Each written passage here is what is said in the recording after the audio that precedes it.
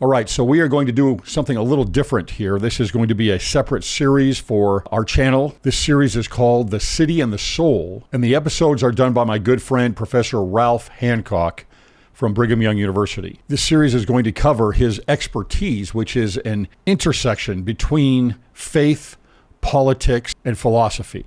This episode is the introduction to this series. Ralph is a good friend of mine. He is brilliant. And if you can keep up with him, you're going to get a lot out of this.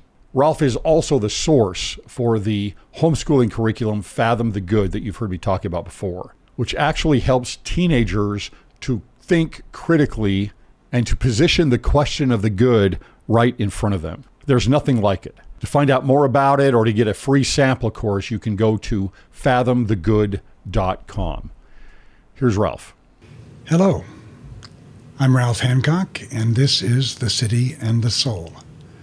The City and the Soul, that's what we're going to call this program or this series of contributions to thinking about, as we'll see, about religion, about politics, and about philosophy, and how these three relate together. I look forward to speaking to you, and I hope to hear from you, and I hope that I can generate a kind of conversation from which we can all learn. I'm eager to hear feedback and to know what questions may have come up, what objections to things I have said, and what areas would be of particular interest to you that we might explore together. The City and the Soul. That suggests the city. I'm using the term in the ancient sense, the polis, the civic association. The city was thought by the ancient Greeks, the first philosophers and the first political philosophers. The polis was thought to be the primary, the comprehensive, the most important. Aristotle used the word architectonic, that's to say the master, the encompassing human community. And Aristotle would also write, you've probably heard this, that human beings are by nature political animals. Aristotle defined us human beings as at once rational animals and political animals. This may surprise us because we might think that, rational and political, those are two very different, even opposite things. But the key here is to see how these are necessarily linked. To reason is inherently, in a primordial sense, to reason is linked up with our status as civic, as communal beings, social beings, but political says a little more than social. We certainly are by nature social beings, but we're political beings because we live in authoritative communities.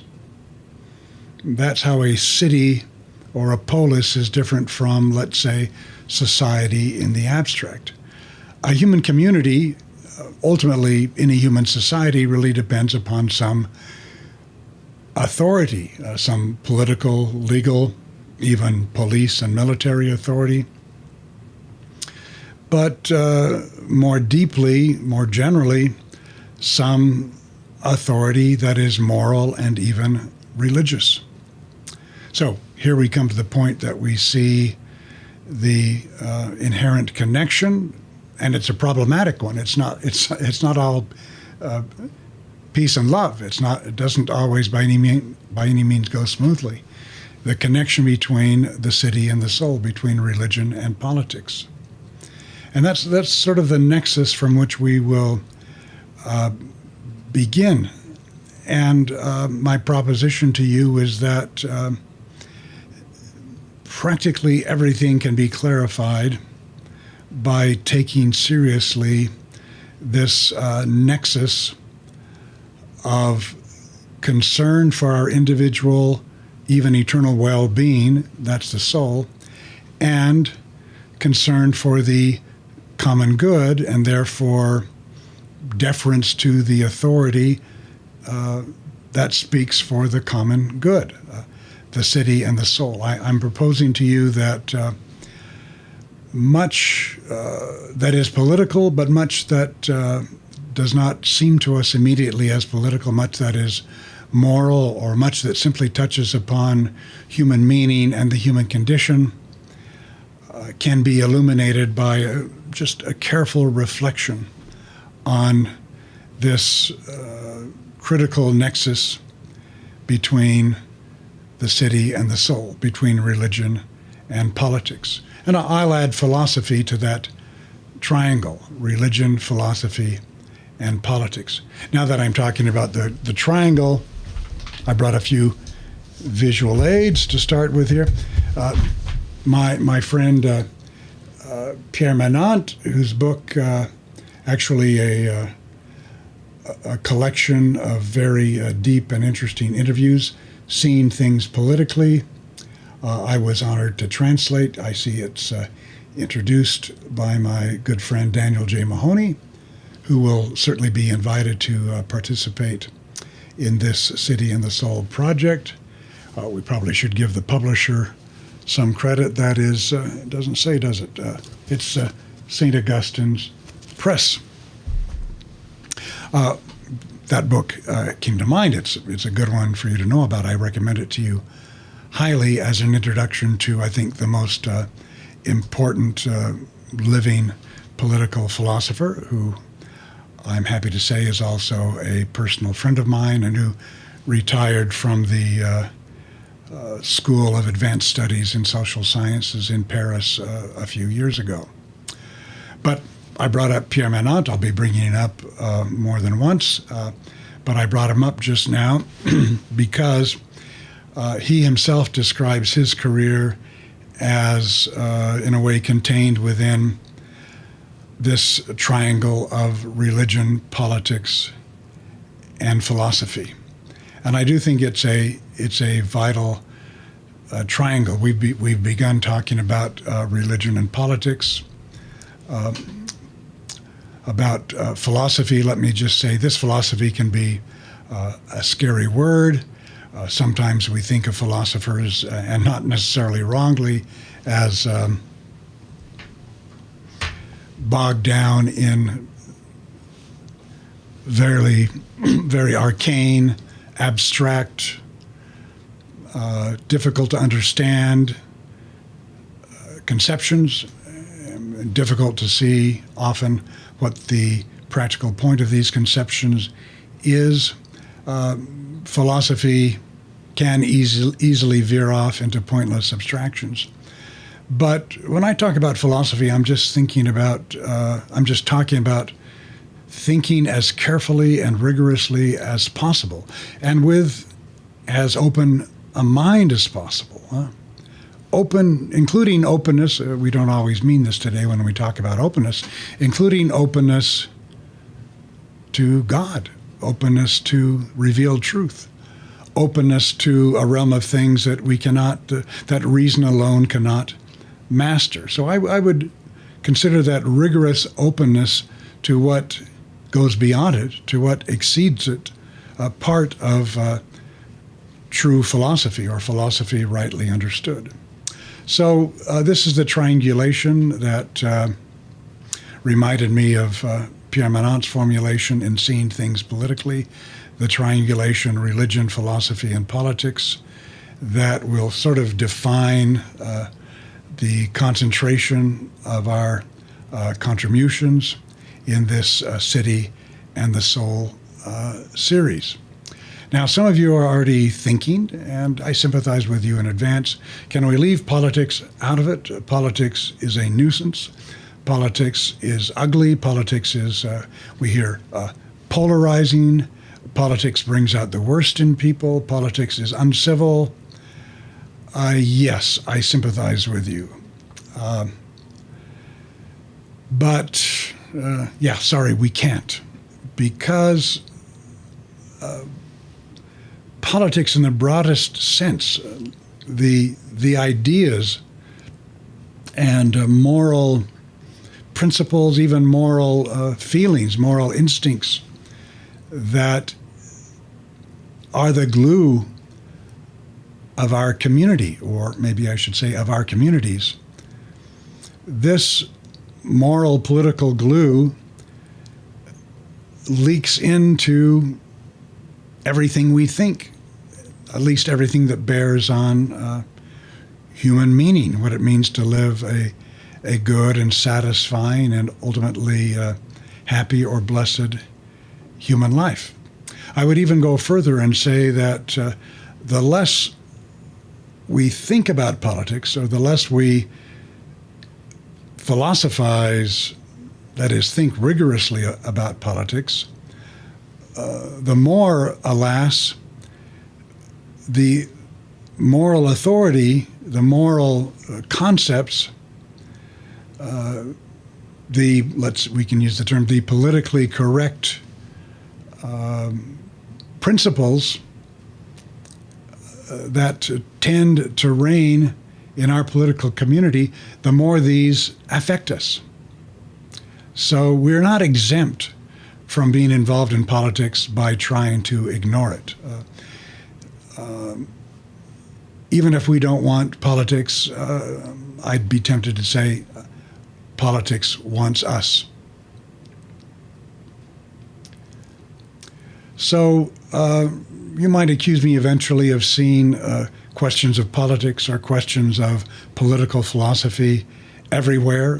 I suppose I am at risk of a kind of professional deformation, having taught and written about political philosophy for more than 40 years now, and having studied it obviously longer than that. Yeah, I'm very, very attuned, very sensitized to political dimensions of problems that we confront every day. But cut me a little slack here and be prepared to see whether it's not true that there is a political philosophical dimension to so much of what grips us as human beings, political, moral, but more vitally, let's say, just existential. Our very self-understanding as human beings is shaped by the political environment in which we live and breathe and have our being. An example comes to mind, and it's one I wanted to come to today. Anyway, the example is freedom. We're all in favor of freedom. Who could be against freedom? I'm certainly, I want to be on this bandwagon. We think freedom is a good thing. What does it mean? We Latter-day Saints, and I am a member of the Church of Jesus Christ of Latter-day Saints, nicknamed sometimes Mormon or called simply LDS. I am a Latter-day Saint, loyal, committed, and believing, and I will be speaking from that point of view. But I draw upon a much broader philosophical and Christian tradition, and many of my references, as many of my friends, including Pierre Manant and Dan Mahoney already mentioned, are Roman Catholics, deeply steeped in a tradition going back through Thomas Aquinas, let's say, and St. Augustine, and from them back to Aristotle and to Plato, ancient Greek founders of political philosophy and political science.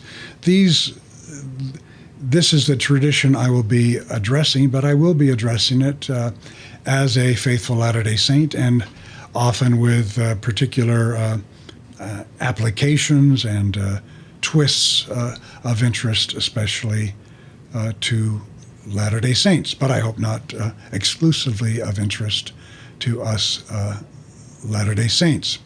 Oh, but I was going to say something about freedom, because freedom calls up the fundamental Latter-day Saint concept of agency.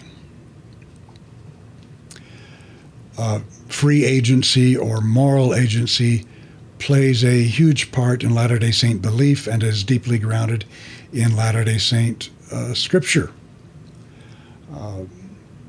Notably, 2 Nephi chapter 2 is a great discourse including the conception of the necessity of opposition in all things that bears on the very meaning of human freedom.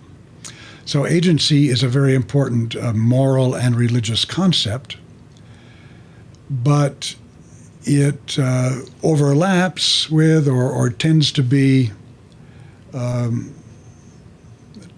fuse with, or to be confused with, or at least to be colored by, not to say tainted by, what we mean by freedom in the political world.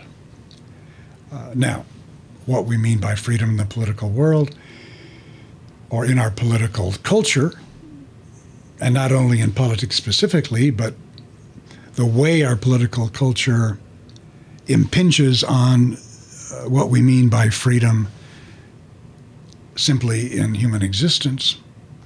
The meaning of freedom is not a settled matter in the political world. We can say, let's say roughly, that there's a meaning of freedom associated with liberalism with a small L, classical liberalism, going back to, let's say, the American founding and the Enlightenment and the philosophy of John Locke, an idea of freedom that is associated with limited government, and that puts a lot of emphasis upon the ownership of private property and the human faculty of you could say stewardship over property, caring for property, increasing property. These are great themes of classical liberalism, limited government, private property rights, the individual rights. We limit government in order to preserve a zone of freedom for the individual. The classical liberal idea of freedom cannot help but inform the very resonance of the idea of freedom when we use this term, not only in a political but in a religious or philosophical context. But you will have noticed that the classical liberal idea of freedom is not the only one. So there's a more radical idea of freedom associated with the cultural political term liberation that goes back.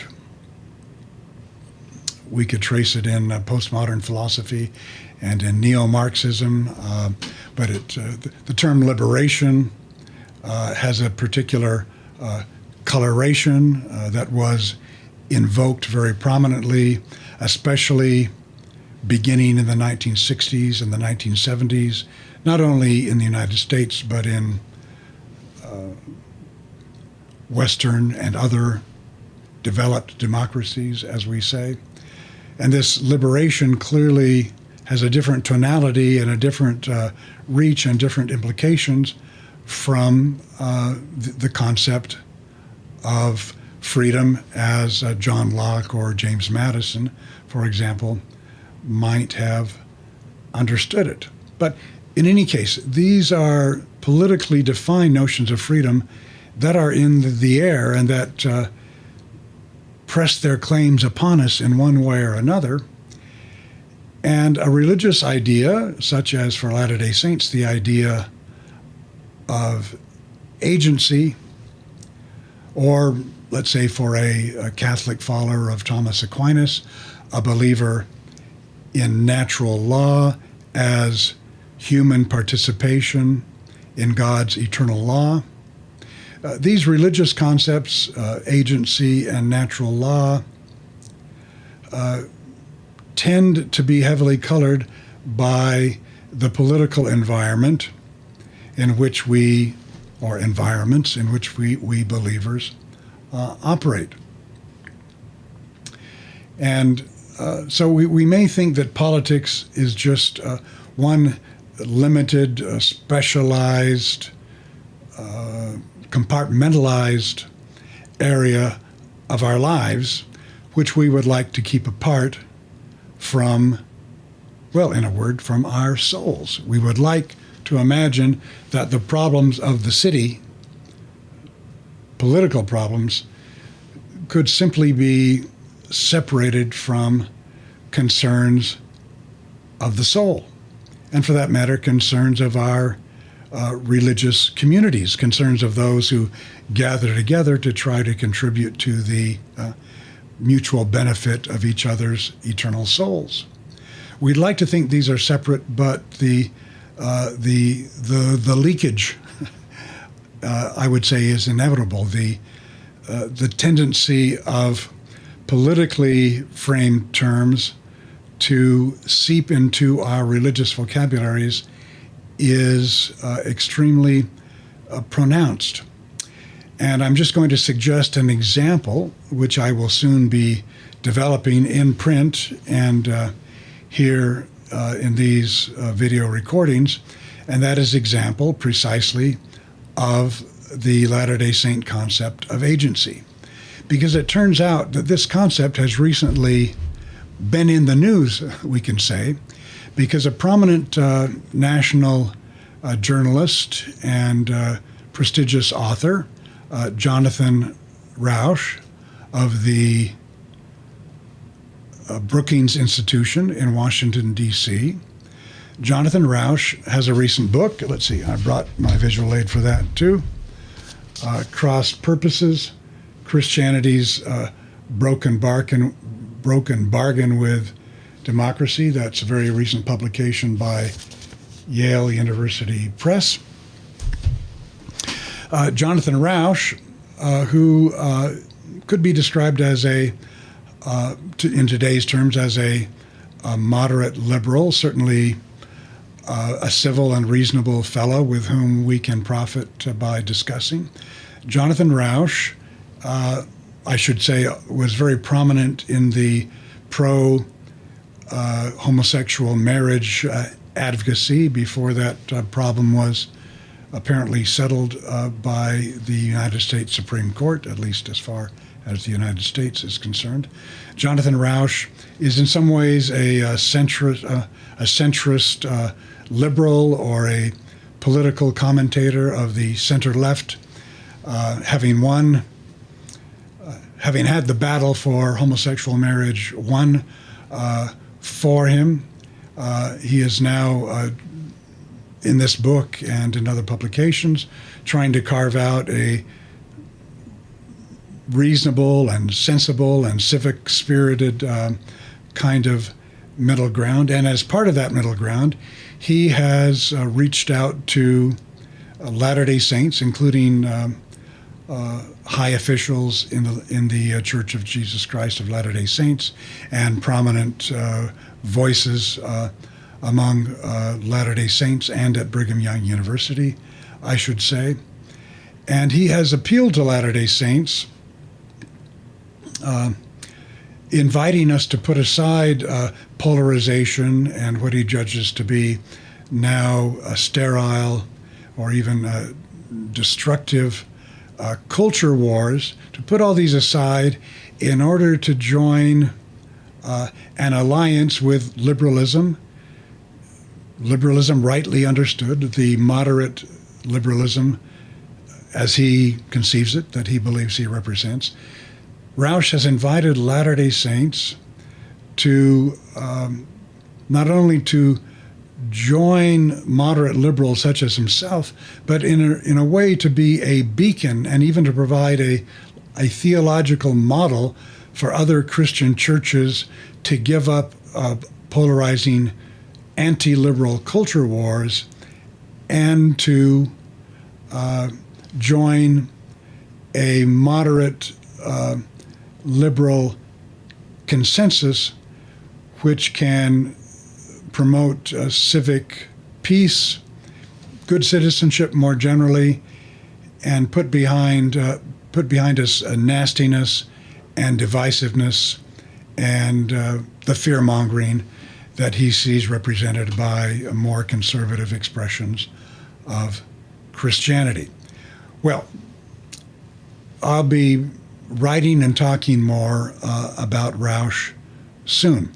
But the point I just wanted to make to conclude today is that Roush, central to Roush's outreach to Christians and to Latter-day Saint Christians in particular, is his conviction, his insight, so he thinks, that this Latter-day Saint idea of agency, which he has stumbled across in conversing with prominent Latter-day Saints, also seeking what is best for civility and constructive pursuit of the common good in the public square. Jonathan Roush has come to the conclusion that Latter-day Saints are in possession of a theological idea of agency which can provide the touchstone of a new, moderately liberal American civility. All right, the way this connects to what I've been saying before is that it provides a crystal clear example of how our very idea of agency, a religious idea at the heart of our understanding of God, man, and eternity, how this political idea becomes infused with a certain, how this theological idea becomes infused with a certain understanding of political justice and what freedom should mean in the political realm.